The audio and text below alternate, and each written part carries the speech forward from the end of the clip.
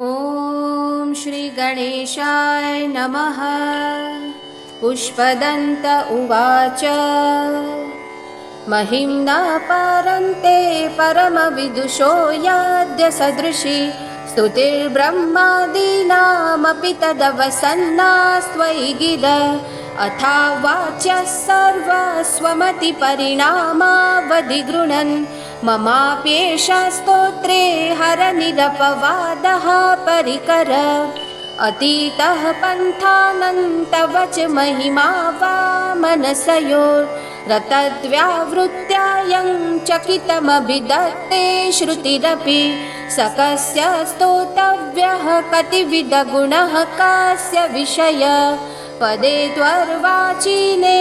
पतति न मनः कास्य न वच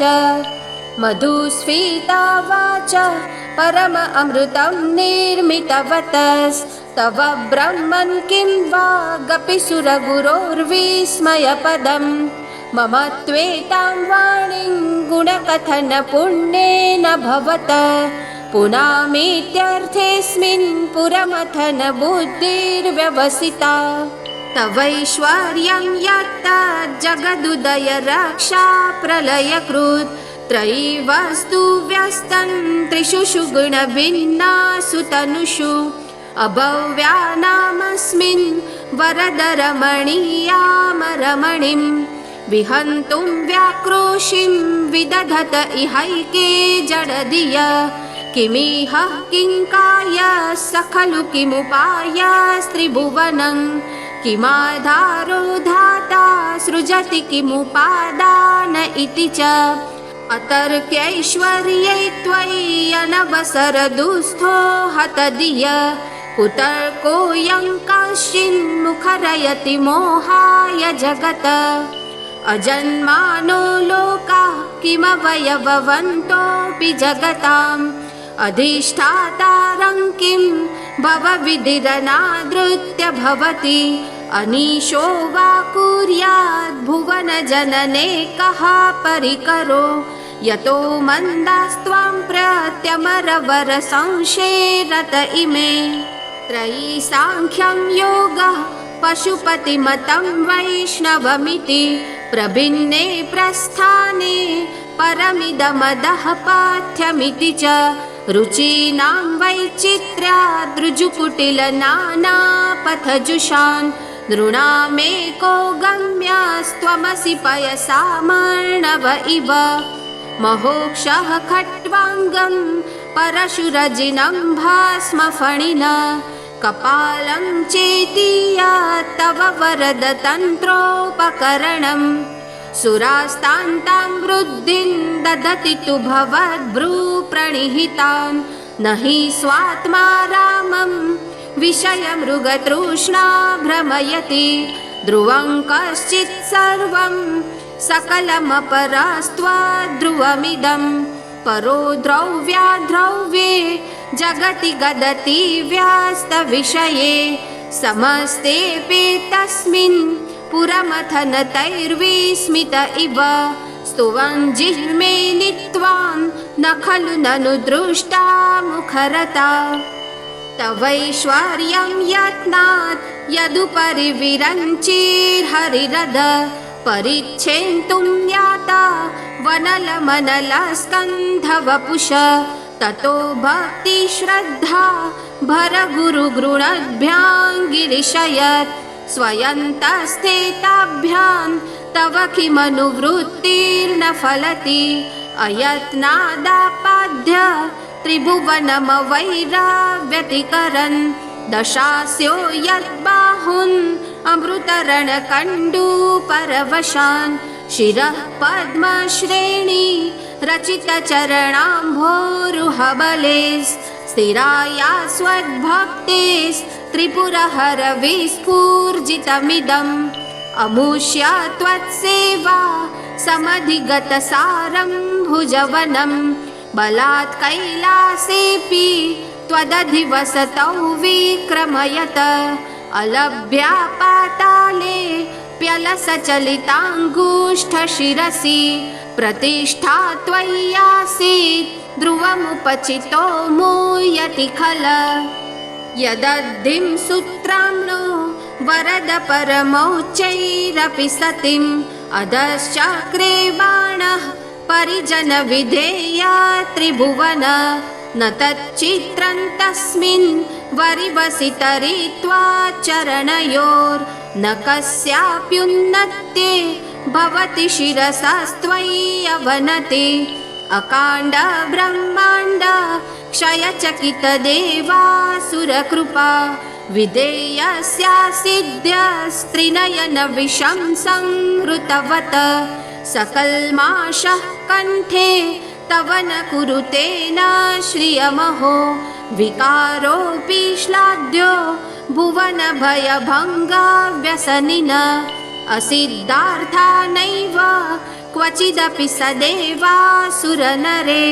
निवर्तन्ते नित्यं जगति जैनो यस्य विशिखा सपश्यन्निशत्वां मितरसुरसाधारणमभूत् स्मरस्मर्तं व्यात्मा न हि वशिषुपथ्यः परिभव महीपादाधातात् व्रजति सहसा संशयपदं पदं विष्णोर्भ्राम्यत् भुजपरिगरुग्णग्रहगणं मुहूर्दोऽद्यो हस्त्यं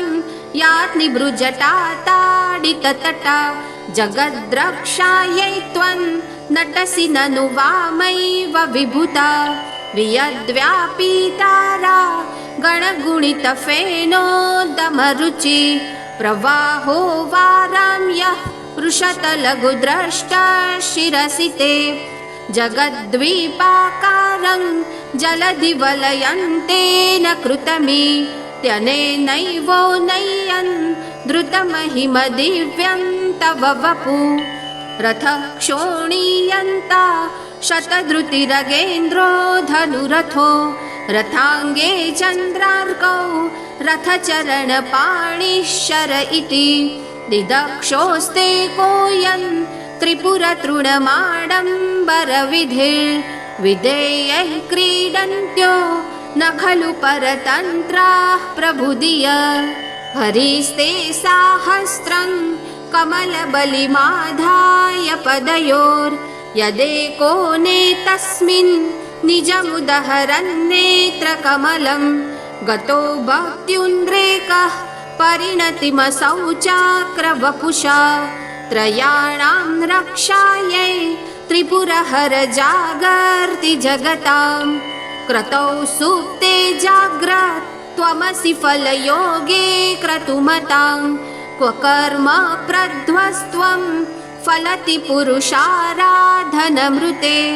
अतस्त्वां सम्प्रेक्ष्य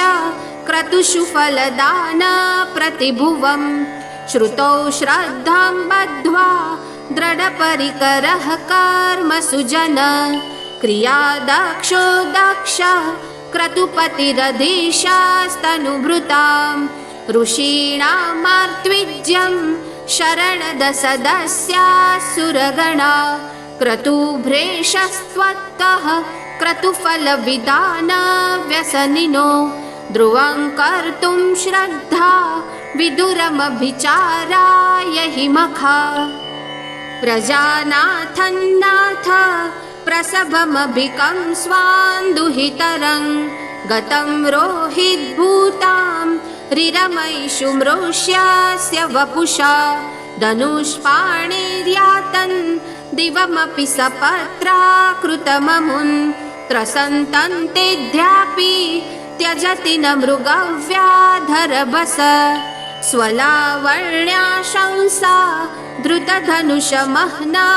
तृणवत् पुरः प्लोष्टं दृष्ट्वा पुरमथन पुष्पायुधमपि यदि स्त्रैणं देवी यमनिरतदेहार्घघटना तवैति त्वां बद्ध्वा बत वरदमुग्धा युवतय श्मशानेष्वा स्मरहरपिशाचा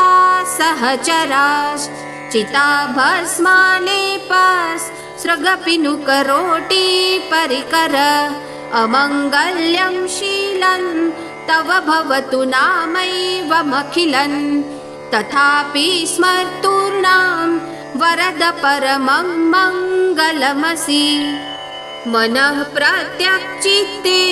सविधमवधायात्तमरुत प्रहस्य द्रोमाणः प्रमदसलिलोत्सङ्गितदृश यदालोक्यालादं हृदय इव निमज्ज्यामृतमये ददत्यन्तस्तत्त्वं किमपि यमिनस्तात् किल भवान् त्वमर्कस्त्वं सोमस्त्वमसि पवनस्त्वं हुतवहस्त्वमापस्त्वं व्योम त्वमुधरिणिरात्मा त्वमिति च परिच्छिन्नामेवं त्वयि परिणता बिभ्रतु गिरन् न विद्मस्तत्तत्त्वं वयमिह तु यत्त्वं न भवसि त्रयीन्तिस्त्रो वृत्तिस्त्रिभुवनमथौ त्रीनपि सुरान् अकारार्धैर्वर्णैस्त्रिभिरभिदधत्तीर्ण विकृति तुरीयन्ते धामं ध्वनिभिरवरुन्धानमणुभिः समस्तं व्यस्तं त्वां शरणदगृणात्योमिति पदम् भव शर्वो रुद्रः पशुपतिरथोग्रासः महान् तथा भीमेशाना विधियदभिधानाष्टकमिदम् अमुष्मिन् प्रत्येकं प्रविचरति देवा श्रुतिरपि प्रियायास्मै धाम्ने प्रणिहितनमस्योऽस्मि भवते नमो नेदिष्ठाय प्रियदवदविष्ठाय च नमो नमः क्षोदिष्ठाय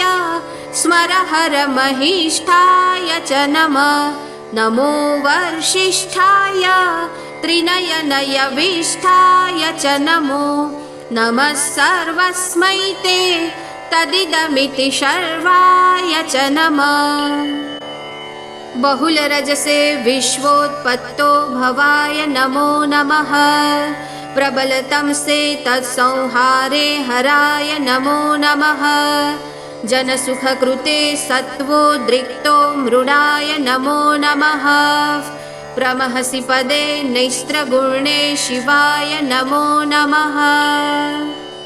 कृशपरिणति चेत क्लेशवश्यं क्वचेदं